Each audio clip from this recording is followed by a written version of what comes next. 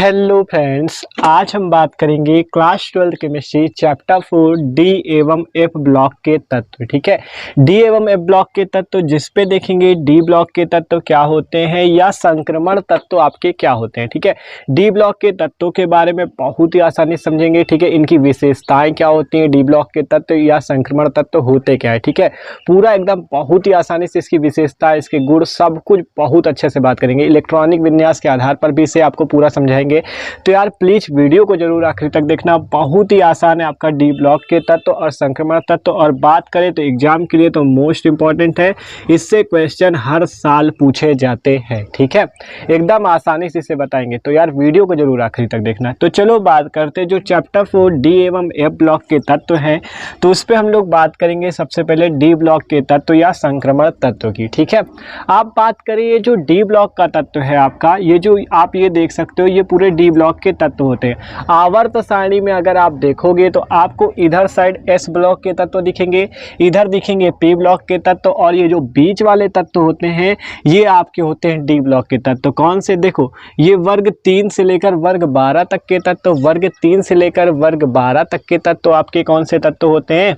D block के तत्व होते हैं। ठीक है, वर्ग 3 से वर्ग 12 तक के तत्व आपके डी ब्लॉक के तत्व कहलाते हैं। ठीक है, और देखो वर्ग क्या होता है, जो इधर वाली ऐसे ऐसे खड़ी लाइनें देख रहे हो, ये खड़ी लाइनें जो है वर्ग कहलाती हैं, और इधर की ये ऐसे वाली लाइनें जो हैं आपकी ये आवर्त कहलाती हैं। ध्यान से समझ लो, ये तो एकदम बेसिक है कि ऐसे वाली जो खड़ी लाइनें दिख रही हैं ये वर्ग कहलाती हैं, और जो ऐसे वाली पड़ी लाइनें हैं ये आपकी आवर्त कहलाती हैं। ठीक है, इतनी बात समझ में आ गई होगी आपको वर्ग और आवर्त की। ठीक है, आप बात करें डी ब्लॉक के तत्व होते क्या है, तो देखो पढ़ो, डी ब्लॉक के तत्व या संक्रमण तत्व क्या होते हैं।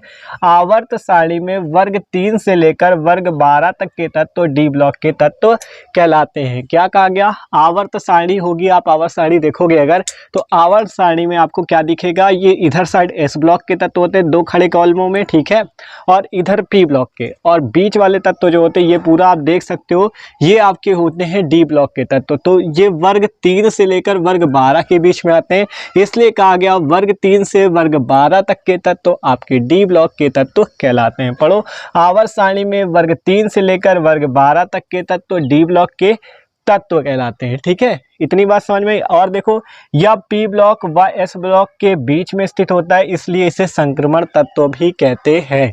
ध्यान से समझो, वर्ग 3 से लेकर, देखो वर्ग 3 से लेकर वर्ग 12 तक के तत्व आपके संक्रमण तत्व कहलाते हैं या डी ब्लॉक के तत्व कहलाते हैं। क्योंकि ये एस और पी ब्लॉक के बीच में होते हैं, इसलिए इसे हम लोग संक्रमण तत्व कहते हैं। अब नीचे समझो, देखो अब आपको बताया ये वाले आपके वर्ग हैं और ऐसे वाली पड़ी लाइनें आपकी आवर्त है। इतनी बात तो समझ में आ गई होगी।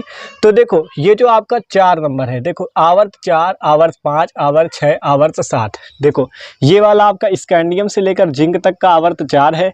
5वां ये आपका वाई वाला से लेकर ये कैडमियम तक का आपका क्या है, ये आपका क्या है, आवर्त 5 है। ये 6 आवर्त है और ये 7 आवर्त है। ठीक है, तो देखो आवर्त 4 को हम लोग 3D श्रेणी के नाम से जानते हैं। मतलब कि आवर्त 4 जो हमारा ये 3D श्रेणी कहलाता है। 3D श्रेणी क्यों कहलाता है? क्योंकि इसमें इलेक्ट्रॉन जो होते हैं 3D कक्षक पे भरे जाते हैं। मतलब 1 से 10 तक के जो इलेक्ट्रॉन होंगे ये 3D कक्षक में भरे जाते हैं, इसलिए ये 3D श्रेणी कहलाता है। देखो आवर्त 4 जो है 3D श्रेणी कहलाता है, जो कि 21 स्कैंडियम से लेकर 30 जिंक तक के तत्व होते हैं। ठीक है, मतलब ये जो 3D श्रेणी में आपके कौन से तत्व आएंगे, आवर्त 4 के तत्व 21 परमाणु क्रमांक स्कैंडियम से लेकर 30 जिंक तक के तत्व। ठीक है, आप देखो आवर्त 5 4D, और ये भी जान लो जो 3D श्रेणी है इसे प्रथम संक्रमण श्रेणी के नाम से भी जानते हैं। 3D श्रेणी हमारी प्रथम संक्रमण श्रेणी, 4D श्रेणी आपकी द्वितीय संक्रमण श्रेणी, 5D श्रेणी आपकी कौन सी संक्रमण श्रेणी कहलाएगी, तृतीय, इसी प्रकार से चतुर्थ। ठीक है, तो आवर्त 4 3D श्रेणी, ये देखो आवर्त 4 क्या कहलाती है, 3D श्रेणी के नाम से हम लोग इसे जानते हैं। और 3D श्रेणी के नाम से क्यों जानते हैं? क्योंकि इस पे आपका इलेक्ट्रॉन 3D ब्लॉक पे भरा जाता है। ठीक है, 3D कक्षक पे भरा जाता है, और 21 स्कैंडियम से 30 जिंक तक के तत्व इस पे आते हैं। ठीक है, अब आवर्त 5 जो है ये इसे कहते हैं 4D श्रेणी। आवर्त 5 को क्या कहते हैं, 4D श्रेणी कहते हैं या द्वितीय संक्रमण श्रेणी कहते हैं। इसमें 39 से 48 परमाणु क्रमांक तक के तत्व आते हैं। ठीक है, अब आवर्त 6, ये वाला आवर्त है 6। ठीक है, इस पे आपके 5D श्रेणी कहलाती है या तृतीय संक्रमण श्रेणी कहलाती है। 57 परमाणु क्रमांक से 80 तक के तत्व इसके बीच में आते हैं। आवर्त 7 आपकी 6D श्रेणी कहलाती है। इसमें 104 परमाणु क्रमांक से 112 तक के तत्व आपके क्या कहलाते हैं, आपके क्या कहलाते हैं, 6D श्रेणी कहलाते हैं या आपकी चतुर्थ संक्रमण श्रेणी कहलाते हैं। ठीक है, तो अभी हमने आपको बताया केवल डी ब्लॉक के तत्वों के थोड़ा उसकी आप कह सकते हो इंट्रोडक्शन ही केवल अभी दिया है। ठीक है, कि ये डी ब्लॉक के तत्व होते हैं, आवर्त सारणी में इन्हें वर्ग 3 से वर्ग 12 के बीच में रखा गया है। ठीक है, और ये 3D श्रेणी, 4D श्रेणी, 5D, 6D श्रेणी। ठीक है, तो इतनी बात आप आशा करते समझ गए होंगे। अब बात करते हैं कि ये जो आपका अभी तो डी ब्लॉक देखा, आप संक्रमण तत्व किसे कहते हैं, उसकी क्या परिभाषा आप लिखोगे और आपका इसकी विशेषताएं भी आपको पूरा समझा। तो देखो अब हम लोग बात करते हैं संक्रमण तत्वों की। ठीक है, कि संक्रमण तत्व हमारे क्या होते हैं। तो देखो संक्रमण तत्व की बात करें तो इलेक्ट्रॉनिक विन्यासों की दृष्टि से जिन तत्वों के परमाणु या किसी यौगिक में तत्व के डी ऑर्बिटल आंशिक रूप से भरे होते हैं संक्रमण तत्व कहलाते हैं। क्या कहा गया, इलेक्ट्रॉनिक विन्यासों की दृष्टि से, अगर हम उनका इलेक्ट्रॉनिक विन्यास निकाले डी ब्लॉक के तत्वों का, तो उसकी दृष्टि से जिन तत्वों के परमाणु या किसी यौगिक में तत्व के डी ऑर्बिटल जो हो वो आंशिक रूप से भरे हो। आंशिक का मतलब समझते हो, जैसे डी में 10 इलेक्ट्रॉन होते हैं तो 10 से कम हो, मतलब 10 होता पूर्ण भरा, और आंशिक का मतलब 10 से कम भरे हो। तो इलेक्ट्रॉनिक विन्यासों की दृष्टि से जिन तत्वों के परमाणु या किसी यौगिक में तत्व के डी ऑर्बिटल आंशिक रूप से भरे होते संक्रमण तत्व कहलाते, ट्रांजिशन तत्व कहलाते हैं। ठीक है, तो देखो एग्जांपल मान लो, जैसे हम लोग Fe का लेते हैं, यहाँ पे आयरन का परमाणु क्रमांक 26, इलेक्ट्रॉनिक विन्यास इसका निकाल सकते हो आप। अगर निकालना नहीं आता तो आप वीडियो भी जाके चेक कर सकते हो, चैनल पे है। ठीक है, तो आयरन का देखो 1s2, 26 परमाणु क्रमांक है, तो 2s2, 2p6, 3s2, 3p6, 4s2, 3d6, ये आएगा आयरन का। ठीक है, अगर देखो बात करें डी ऑर्बिटल की, तो इसमें 6 इलेक्ट्रॉन है। ठीक है, होना चाहिए 10 इलेक्ट्रॉन।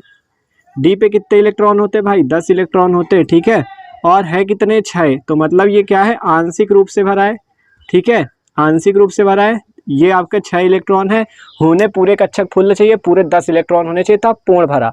आंशिक भरा का मतलब पूर्ण से 10 से कम हो। ठीक है, तो 6 इलेक्ट्रॉन है तो आपका कम भरा, इसलिए संक्रमण तत्व। तो आपने क्या सीखा कि इलेक्ट्रॉनिक विन्यासों की दृष्टि से जिन तत्वों के परमाणु या किसी यौगिक में तत्व के डी ऑर्बिटल आंशिक भरे हो, आंशिक का मतलब होता है पूर्ण ना भरे हो, मतलब 10 इलेक्ट्रॉन होते हैं तो 10 से कम इलेक्ट्रॉन हो। ठीक है, 9, 8, 7 जितने भी हो। ठीक है, तो ये बात है, आंशिक रूप से भरे होते हैं संक्रमण तत्व कहलाते हैं। एग्जांपल आयरन का 1s2, 2s2, 2p6, 3s2, 3p6, 4s2, 3d6, इस पे डी पे 6 इलेक्ट्रॉन है, अतः यह एक संक्रमण तत्व है क्योंकि आंशिक भरा हुआ है। तो ये बात आप समझ सकते हो संक्रमण तत्वों की। ठीक है, तो संक्रमण तत्व समझ में। आप बात करते हैं इसकी विशेषताएं देखते हैं इसकी। तो देखो अब हम देखते हैं संक्रमण तत्वों की विशेषताएं। ठीक है, संक्रमण तत्व ये जान लिया क्या होते हैं। अब इनकी विशेषताएं देखो जो कि मोस्ट इंपॉर्टेंट है, पूछी जाती है। ठीक है, तो संक्रमण तत्वों की विशेषताओं में पहली विशेषता है इलेक्ट्रॉनिक विन्यास। ठीक है, संक्रमण तत्वों का इलेक्ट्रॉनिक विन्यास। तो देखो इनके परमाणुओं में N-1d उपकोष आंशिक रूप से भरा होता है तथा बाह्य कोष N का विन्यास NS1 और 2 या NS0 होता है। क्या कहा गया, देखो ध्यान से समझो, इनके परमाणुओं में जो N-1d उपकोष आंशिक रूप से भरा होता है, इसका मतलब समझ रहे हो, N-1 को अगर हटा दो, केवल D की बात करो तो D उपकोष आंशिक रूप से भरा होता है। इलेक्ट्रॉनिक विन्यास की दृष्टि से ही हमने आपको संक्रमण तत्व की परिभाषा बताई थी। तो इनके परमाणुओं में N-1d उपकोष आंशिक रूप से भरा होता है तथा बाह्य कोष जो N होता है का विन्यास NS1 और 2 या NS0 होता है। एग्जाम्पल देखो नीचे हमने स्कैंडियम, टिटेनियम, वैनेडियम और क्रोमियम चारों का करके दिखाया है। तो देखो स्कैंडियम का देख सकते हो, ये इलेक्ट्रॉनिक विन्यास इसका निकल के आया। अगर इसमें डी उपकोष की बात करें, देखो पहले बात करें N वाले की, क्योंकि N कह रहा है ना, तो देखो N की बात करें, ये NS में 1 और का मतलब अथवा 2, देखो यहाँ पे NS2 भरा है। अगर 4 को N मान ले S2 तो NS2 इलेक्ट्रॉन भरे हुए हैं। ठीक है, कह रहा था या तो 1 इलेक्ट्रॉन होंगे क्योंकि S पे या तो 1 इलेक्ट्रॉन, या तो 2 इलेक्ट्रॉन, या तो 0, यही स्थिति हो सकती है। तो NS में या तो 1 या तो 2 इलेक्ट्रॉन होंगे या NS में 0 इलेक्ट्रॉन होंगे। यहाँ पे आपका NS में 2 इलेक्ट्रॉन है, और ये जो N-1 कह रहा है वो देखो कैसे कह रहा है, जैसे N है तो यहाँ पे N बराबर क्या है 4, लेकिन यहाँ पे तो 3 है ना, तो इसे हम लिख सकते N-1, क्योंकि 3 है तो 4 में से 1 घट जाएगा, 3 आ जाएगा, 4 - 1 होता है 3, तो n-1 d की पावर 1 ऐसे, ठीक है। तो डी कोष क्या है, आंशिक रूप से भरा हुआ है, इसलिए संक्रमण तत्व। ये भी समझ सकते हो कि इनके परमाणुओं में n-1 डी उपकोष आंशिक रूप से भरा होता है, क्योंकि देख सकते हो इसमें एक ही इलेक्ट्रॉन है। तो n-1 डी में एक इलेक्ट्रॉन, ns में क्या होता है 1 और 2, एक अथवा 2 इलेक्ट्रॉन, या ns 0 होता है, ठीक है। तो ये बात समझ में आई। आगे देखो अगला एग्जाम्पल 22 टाइटेनियम का, इस पे 4s2 3d2 आया, तो इस पे भी आपका यही 4s2 का मतलब ns2 इलेक्ट्रॉन, ठीक है, ns2 टाइप का। ये जैसा बता रहा था, ये आपका 1 और 2 लिखा है, मतलब 1 अथवा 2, ठीक है। तो यहाँ पे ये समझे रहना, ठीक है, 1 और 2। आप देखो इस पे डी कौन सा आया, n-1 डी, ठीक है, वही 4-1 तो n-1 डी की पावर ऐसे 2 डी की, ठीक है। डी में कितने इलेक्ट्रॉन, 2 इलेक्ट्रॉन। इसी प्रकार 23 पे देखें तो डी में 3 इलेक्ट्रॉन, 24 में देखें तो डी में 5 इलेक्ट्रॉन, और भी देखते जाओगे आपको और भी इलेक्ट्रॉन मिलते जाएंगे इसी तरह से, ठीक है। तो इलेक्ट्रॉनिक विन्यास इसकी पहली विशेषता है जो कि मोस्ट इंपॉर्टेंट है। इनके परमाणुओं में n-1 डी उपकोष आंशिक रूप से भरा होता है तथा बाह्य कोष n का विन्यास ns1 और 2 या ns0 होता है। आप एग्जाम्पल भी दे सकते हो, आसानी से लिख देना, ठीक है। तो इतनी बात हो गई। आप देखो आगे की विशेषताएं आपको यहाँ पे स्क्रीन पे शो होंगी, क्योंकि थोड़ा इस पे लिखना होगा, ठीक है, और बोर्ड पे जगह नहीं होती। तो देखो आपकी अगला है परिवर्ती ऑक्सीकरण अवस्थाएं। संक्रमण तत्व जो है परिवर्ती ऑक्सीकरण अवस्था प्रदर्शित करते। परिवर्ती ऑक्सीकरण अवस्थाओं का मतलब समझते हो, मतलब उनमें ऑक्सीकरण अवस्था ऐसी होती जो परिवर्तित होने वाली होती, जैसे Fe2+ देख सकते हो, कहीं पे Fe3+ मिल जाएगा, कहीं Cu+ मिलता है, मतलब कहीं पे Cu+ ऑक्सीकरण अवस्था दिखाता है, कहीं पे Cu2+ ऑक्सीकरण अवस्था दिखाता है। तो मतलब ऑक्सीकरण अवस्थाएं बदलती रहती हैं संक्रमण तत्वों की, परिवर्तित होने वाली होती हैं, ठीक है। तो ये बात है आपके संक्रमण तत्वों की, कि आपकी दूसरी विशेषता कि संक्रमण तत्वों की जो ऑक्सीकरण अवस्था होती है परिवर्ती ऑक्सीकरण अवस्था होती है। अगला देखो, अगला है धात्विक प्रकृति। अगला है धात्विक प्रकृति। सभी संक्रमण धातु आपकी क्या है, धात्विक प्रकृति प्रदर्शित करती हैं। सभी संक्रमण तत्व धातु हैं क्योंकि उनके परमाणु के बाह्य कोष में केवल 1 या 2 इलेक्ट्रॉन है, मतलब सभी संक्रमण तत्व धातु है। इसका बाहरी कोष कौन सा, ये 4s वाला ही बाहरी कोष है। ये 4s में 1 या तो 2 इलेक्ट्रॉन है, इसलिए ही ये धातु है, ठीक है। या तो 1 इलेक्ट्रॉन या तो 2, क्योंकि 3 तक आएगा, 3 के बाद ही तो 4 आता है। तो चौथी कक्षा जो होगी वो बाहरी होगी, तो बाहरी कक्षा में 1 या 2 इलेक्ट्रॉन है, इसलिए धात्विक प्रकृति प्रदर्शित करता है। पढ़ो, सभी संक्रमण तत्व धातु हैं क्योंकि उनके परमाणु के बाह्य कोष में केवल 1 या 2 इलेक्ट्रॉन होते हैं। अगली विशेषता परमाणु और आयनिक त्रिज्याएं।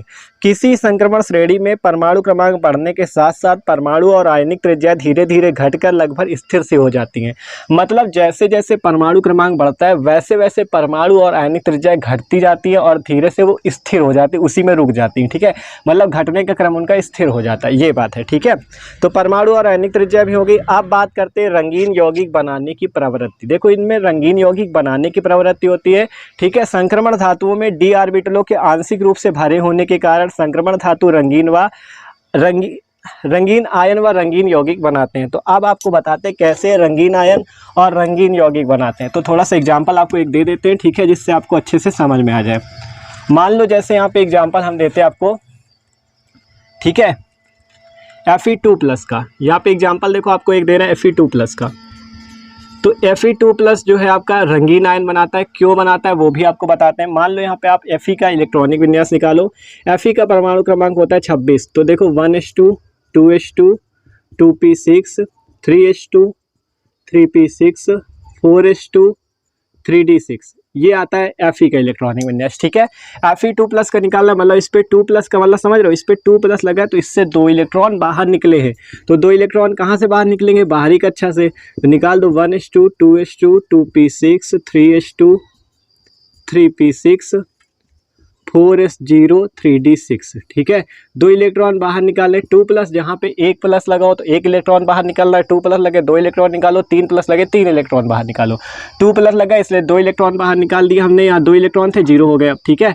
अब इस 3d6 का आपको यहाँ पे देखो दिखाते हैं इलेक्ट्रॉन भर के। इस पे 5 डी पे 5 ऑर्बिटल, 6 इलेक्ट्रॉन भरो, 1 2 3 4 5 1 6 इलेक्ट्रॉन भर गए। तो कितने इलेक्ट्रॉन रिक्त हैं, 4 इलेक्ट्रॉन। मतलब रिक्त का मतलब ठीक है। तो देखो यहाँ पे कितने इलेक्ट्रॉन रिक्त हैं, मतलब रिक्त का मतलब समझो कितने इलेक्ट्रॉन जोड़े में नहीं है।